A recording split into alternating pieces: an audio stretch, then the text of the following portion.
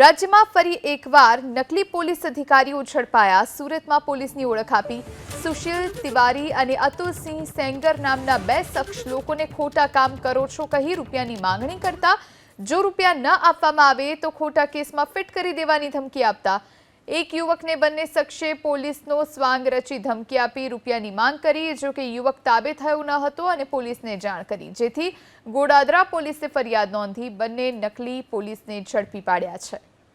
તો ગોડાદરા પોલીસે બંનેની ધરપકડ કરી લીધી છે। આ બંને શખ્સો કે જે પોલીસ બની અને લોકોને ખોટા કેસમાં ફસાવી દેવાની ધમકી આપતા હતા અને તેમને ફસાવતા હતા, રૂપિયા ખંખેરતા હતા।